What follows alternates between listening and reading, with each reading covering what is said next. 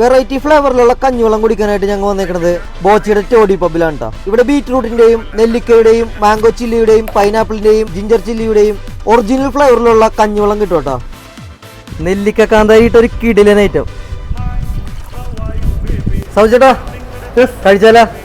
എത്ര നേരമായിട്ട് കാത്തിരിക്കുന്നത്.